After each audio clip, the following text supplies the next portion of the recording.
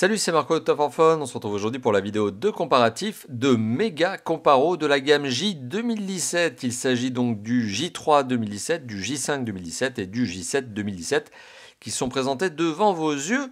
Trois mobiles, donc vous l'avez compris, qui font partie de la même gamme. Et cette vidéo a pour but de nous permettre tout simplement, vous l'imaginez, de faire le comparatif, c'est le but, entre ces trois mobiles et de se dire quel est celui des trois qui est peut-être le plus intéressant pour vous. En tout cas, on va se donner tout un tas d'informations, de détails qui vont permettre à ceux qui sont intéressés de faire le choix sur l'un de ces trois mobiles. Petite parenthèse, les trois mobiles forcément ont été commercialisés à des prix de lancement différents. Alors si je vous reprécise un petit peu les prix, on a 219 € prix maximum conseillé pour le J3 2017, on a 279 € prix maximum conseillé pour le J5 2017 et on a 339 € prix maximum conseillé pour le J7 2017. Des prix donc qui sont à eux-mêmes déjà une différence. Et comme vous le savez, il y a notre comparateur de prix qui est en ligne et qui vous permet de faire les bonnes affaires, de trouver les meilleures affaires pour respectivement chacun de ces trois mobiles. Alors, le J3 2017, J5 2017 et J7 2017, forcément, ils ont des différences. Premièrement, esthétiquement. Esthétiquement, deux de ces mobiles se ressemblent, mais pas le troisième. Alors, si on accepte les tailles, forcément, ce qui est déjà un critère, on va dire, de différence, et les poids aussi, sur lesquels je reviendrai d'ici quelques instants, les looks ne sont pas exactement les mêmes. Le J5 que vous voyez au milieu, le J7 que vous voyez à droite, ont des looks qui se ressemblent. Vous voyez, la forme du dos, elle est globalement identique. Le J3 2017, il est un petit peu différent. Les découpes ne sont pas les mêmes. C'est un petit peu d'ailleurs surprenant puisqu'on a des découpes droites ici et on a des découpes légèrement arrondies sur le J5 et le J7. C'est un choix qu'a fait Samsung. J'ai du mal à savoir pourquoi, peut-être pour des contraintes techniques, des contraintes de fabrication, mais reste qu'aujourd'hui, ces trois mobiles n'ont pas exactement le même look. En tout cas, deux des trois, oui, mais pas le troisième.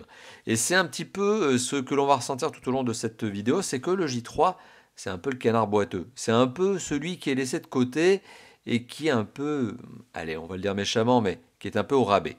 Alors, bon, mis à part justement le design et les couleurs, il faut savoir que globalement, ces mobiles ont les mêmes couleurs. À un détail près, c'est que le J5 et le J7 apparemment disposent de la couleur rose que n'a pas le J3. Le J5 et le J7 sont en rose, le J3, lui, ne l'est pas. Mais ici, de toute façon, peu importe, vous l'avez vu, les trois couleurs sont identiques. Donc oui, on a des couleurs qui sont identiques entre les trois mobiles. Alors, pour le poids, juste petite parenthèse, le temps pour moi de retrouver ma petite fiche, puisque vous l'imaginez, je n'arrive pas à me souvenir des poids par cœur. 142 grammes, 160 grammes et 181 grammes. Ouais, on a des poids qui sont de plus en plus élevés, de plus en plus lourds, tout simplement en fonction de la taille du téléphone. Et le téléphone est de plus en plus grand parce que tout simplement, son écran est de plus en plus grand aussi. Et ça, on va y revenir tout de suite, puisqu'on va parler maintenant de l'écran. Autre différence significative, alors le design c'en est une, mais c'est peut-être pas la plus significative. La plus significative des différences, c'est l'écran. 5 pouces, 5,2, 5,5, ça déjà c'est une différence, c'est la taille. Mais là où la différence elle porte vraiment, elle bas blesse, c'est que les technologies ne sont pas du tout les mêmes. Super AMOLED, ça c'est le J5 et le J7, certes, mais c'est un écran qui est un écran PLS, donc c'est une sorte de dérivé de l'IPS pour le J3. Donc le J3 a un écran qui est un petit peu moins contrasté, un peu moins beau déjà en termes de techno. C'est dommage.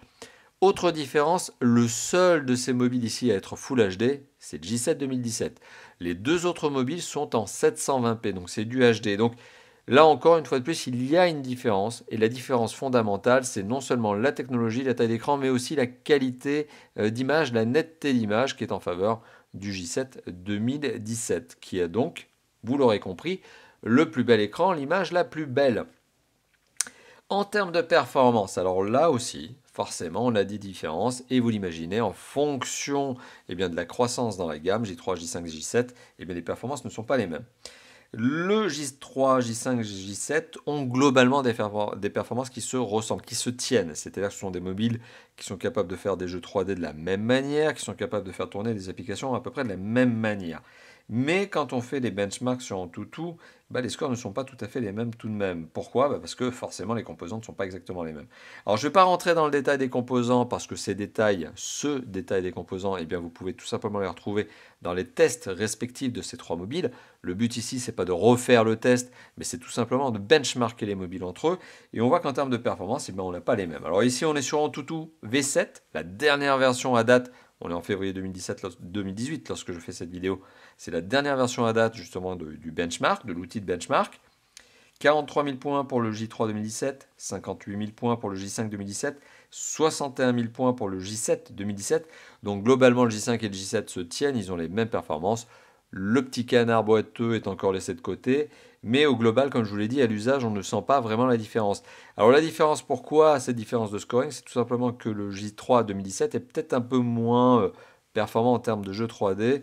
Il est un petit peu en arrière avec son processeur graphique, mais le J5 et le J7 sont identiques. Finalement, ce qui fait la différence ici de quelques milliers de points, c'est que le J7 a 1 Go de mémoire supplémentaire, 1 Go de mémoire vive supplémentaire, 3 Go, 2 Go, 2 Go, c'est la différence. En termes de mémoire, oui, je vous ai parlé de la mémoire vive, mais en mémoire de stockage, c'est exactement les mêmes mobiles. Ils ont 16 Go revendiqués par le constructeur. Mais lorsqu'on allume le téléphone pour la première fois et qu'on fait les premières mises à jour, on est plutôt aux alentours de 8,3, 8,5, 8,6. Donc ce sont des mobiles qui ont la même capacité de mémoire, la même quantité de mémoire de stockage.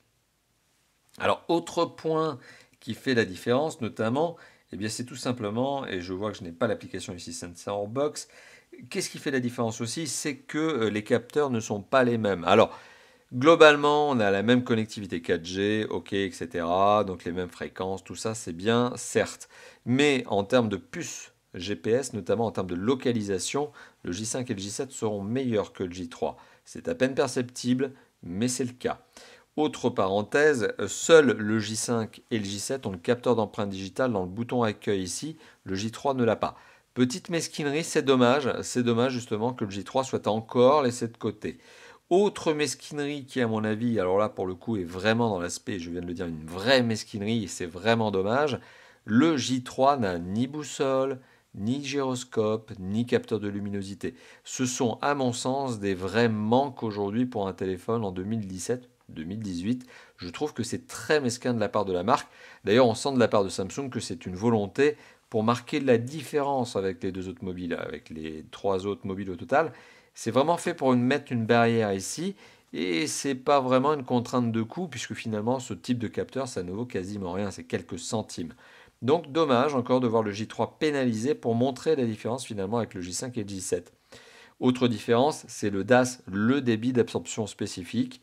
Il est meilleur sur le J5, un peu moins bon sur le J7 et encore moins bon sur le J3. Donc finalement le meilleur des trois élèves pour le DAS, c'est le J5 2017. Je vous engage à regarder le test si vous voulez avoir plus d'informations sur le débit d'absorption spécifique. Enfin, le système d'exploitation, je dis enfin, mais ce n'est pas encore la fin.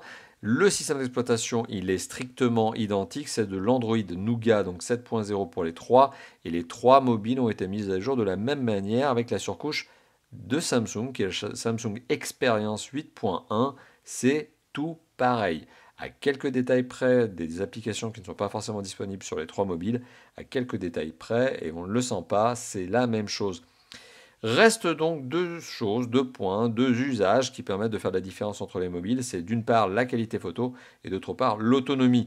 En termes de qualité photo, je ne reviendrai pas non plus sur les spécifications, mais le J5 et le J7 se tiennent énormément en termes de qualité photo, avec une toute petite performance supplémentaire pour le J7.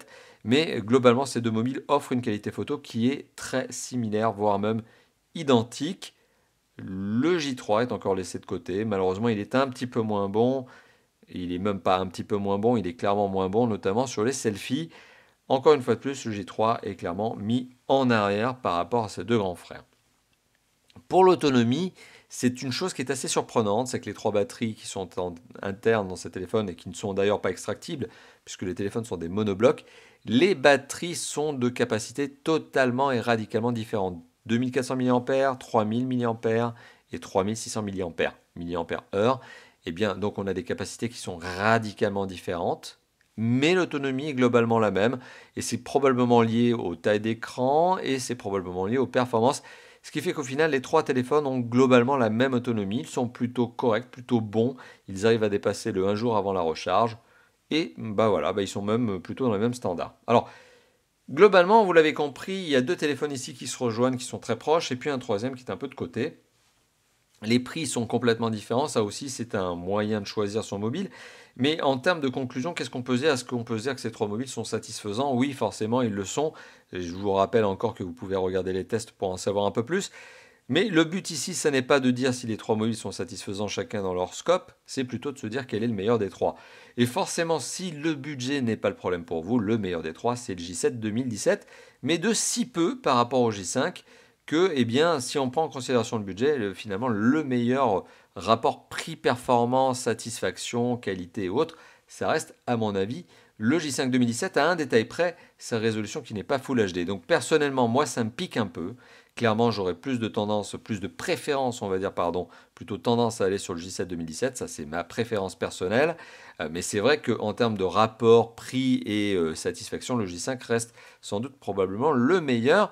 Et finalement, le J3, eh bien, c'est un peu l'entrée de gamme, c'est celui qui vous permet d'accéder à la gamme J, mais c'est vrai que la satisfaction est un peu moindre. Ça reste un très bon mobile, mais c'est un mobile dont, eh bien, justement, il y a un certain nombre de points qui le mettent en retrait et qui le rendent un peu moins intéressant. Donc, vous l'avez compris, G7 2017, c'est clairement le meilleur, certes, mais de peu, pour le prix qui est par contre beaucoup plus important, supérieur. Le J5 2017, c'est le bon compromis, le bon homogène, mobile homogène, et puis le J3 c'est finalement eh bien, celui qui est le moins cher, c'est celui qui va vous permettre d'accéder à l'univers Samsung et à l'univers de la gamme J 2017, mais à mon sens peut-être un peu moins intéressant. Voilà, donc merci d'avoir vu cette vidéo. Si cette vidéo vous a plu, vous le savez, vous pouvez lâcher le petit pouce bleu, c'est en dessous de la vidéo. Vous pouvez aussi vous abonner à notre chaîne YouTube, c'est simple, c'est un bouton qui se trouve ici qui s'appelle +1 abonnement. Je vous engage aussi bien sûr à commenter la vidéo, c'est dans une zone qui se trouve en dessous de la vidéo, que ce soit sur le site de Top 4 Phone ou sur notre chaîne YouTube, c'est toujours une zone qui se trouve en dessous de la vidéo. Lâchez-vous dans les commentaires, dites-moi ce que vous pensez, dites-moi ce que vous pensez de ces trois mobiles, quel est selon vous celui qui est le plus intéressant. Et moi je vous remercie encore une fois plus d'avoir regardé cette vidéo et je vous dis à très très bientôt pour d'autres vidéos d'interviews, de tests de présentation, de déballage et de comparatifs bien sûr. Allez, à bientôt, ciao ciao. Et petite parenthèse, si vous voulez faire la bonne affaire, vous le savez, il y a notre comparateur de prix. Le lien est dans la description de la vidéo, en annotation, en commentaire, etc. Blablabla. Allez, on se dit à bientôt. Ciao, ciao.